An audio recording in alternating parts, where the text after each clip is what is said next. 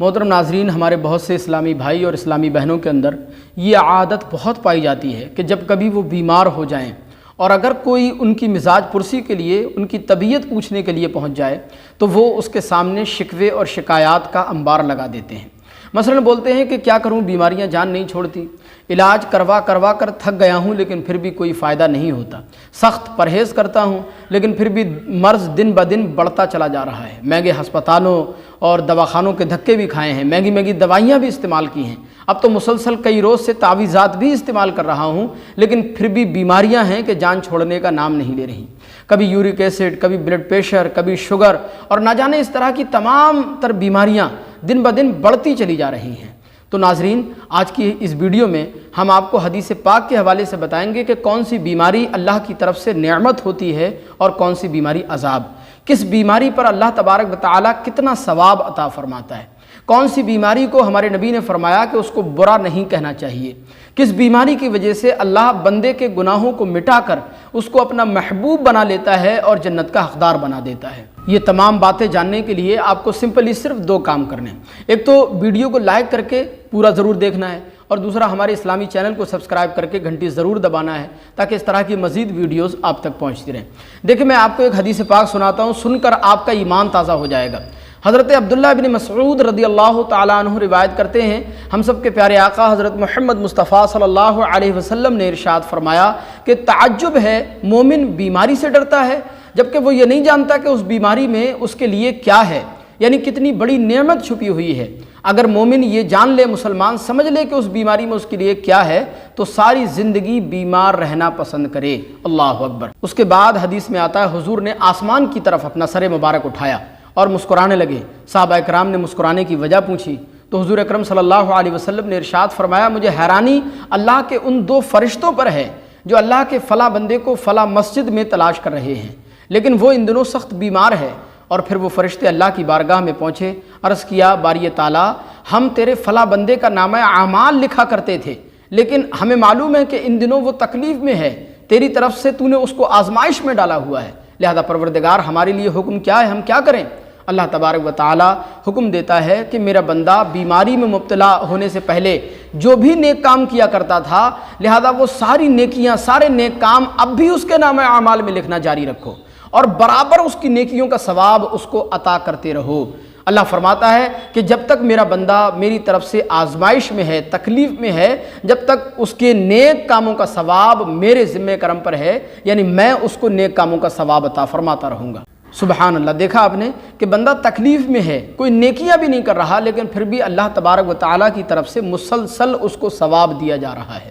اب بہت سے وہ اسلامی بھائی اور اسلامی بہنیں جو آئے دن تکلیفوں میں مبتلا رہتے ہیں یا ایک تکلیف کے بعد دوسری تکلیف آ جاتی ہے، وہ عجیب و غریب منفی خیالات کا شکار ہو جاتے ہیں، طرح طرح کے وسوسے ان کے دلوں میں پیدا ہونا شروع ہو جاتے ہیں۔ مثلا سوچنے لگتے ہیں کہ ہم نے تو کبھی کسی کا کچھ نہیں بگاڑا، کبھی کسی کو تکلیف نہیں پہنچائی، کبھی کسی کا دل نہیں دکھایا، کبھی کسی کا مال نہیں دبایا، کبھی کسی کی جائیداد پر ناجائز قبضہ نہیں کیا، پھر نہ جانے کیوں یہ بیماریاں ہماری جان نہیں چھوڑ رہی۔ دیکھیں، اچھی طرح یاد رکھیں کہ کسی کا دل دکھانا، کسی کو تکلیف پہنچانا، کسی کا مال دبانا ہی بیماریاں آنے کا سبب نہیں ہے، بلکہ بیماریاں کبھی انسان کو نیک بنانے کے لیے بھی آتی ہیں۔ بیماریاں کبھی انسان کو بلند منزل پر، اونچے مقام اور مرتبے پر پہنچانے کے لیے بھی آتی ہیں۔ حضرت سیدنا امام زین العابدین رضی اللہ تعالیٰ عنہ فرماتے ہیں کہ اگر جسم میں بیماری نہ ہو تو وہ جسم اکڑ جاتا ہے اور اکڑے ہوئے جسم میں کوئی بھلائی نہیں ہوتی، اکثر وہ گمراہ ہو جاتا ہے۔ ایک بزرگ فرماتے ہیں کہ فرعون کے خدائی کا دعویٰ کرنے کی اصل وجہ یہی تھی کہ وہ کبھی بھی بیمار نہیں ہوا، کبھی اس کو کوئی تکلیف نہیں ہوئی، لمبے زمانے تک صحت مند اور تندرست رہا، بلکہ روایتوں میں آتا ہے تقریباً 400 سال کا عرصہ گزرا، اس 400 سال کے عرصے میں نہ تو کبھی اس کا سر دکھا اور نہ کبھی اس کو بخار ہوا، لہذا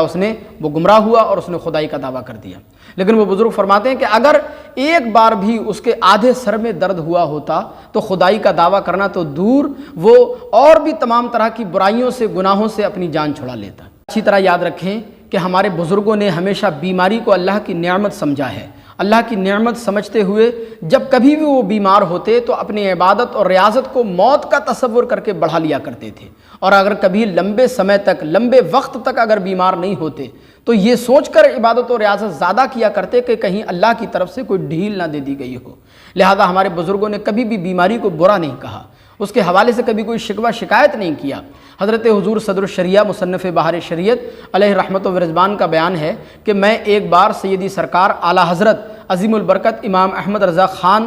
کی مزاج پرسی کے لیے گیا، جبکہ اعلیٰ حضرت سخت بیمار تھے۔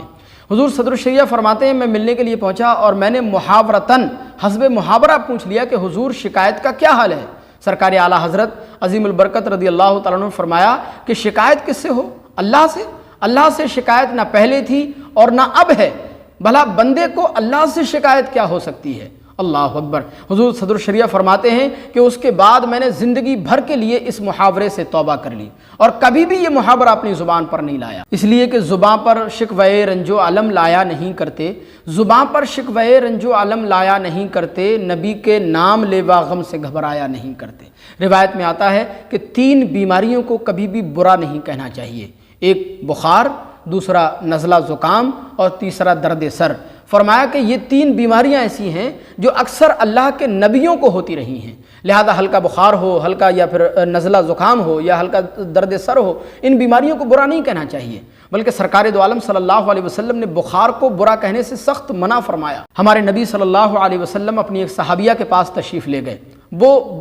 کمزوری کی وجہ سے کانپ رہی تھی۔ حضور اکرم صلی اللہ علیہ وسلم نے پوچھا کہ کیا ہوا، کیوں کانپ رہی ہو؟ انہوں نے عرض کیا حضور مجھے سخت بخار ہو گیا ہے، اللہ اس بخار میں برکت نہ کرے۔ ہمارے نبی نے ارشاد فرمایا کہ بخار کو کبھی برا مت کہو، کیونکہ یہ تو آدمی کی خطاؤں کو اس طرح دور کر دیتا ہے جیسے بھٹی لوہے سے میل کو دور کر دیتی ہے۔ حضرت سیدنا زید بن ثابت انصاری رضی اللہ تعالیٰ عنہ کے بارے میں منقول ہے کہ آپ اکثر بخار کی دعا کیا کرتے، لہذا آپ آخر وقت تک بخار کی کیفیات میں مبتلا رہے۔ اور بھی چند صحابہ اکرام کے بارے میں منقول ہے کہ وہ اکثر بخار کی دعا مانگا کرتے تھے، لہذا آخر وقت تک بخار کے معاملات میں، بخار کی کیفیات میں مبتلا رہے۔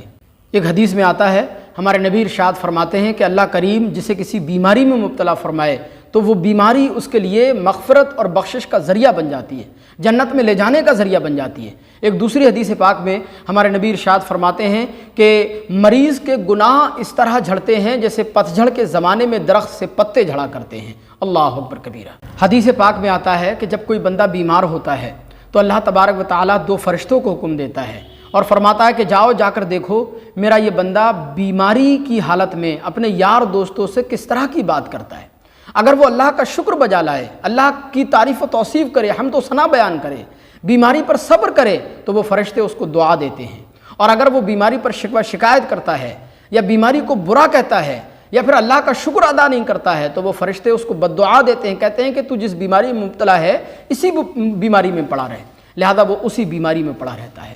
بلکہ ہر بیماری پر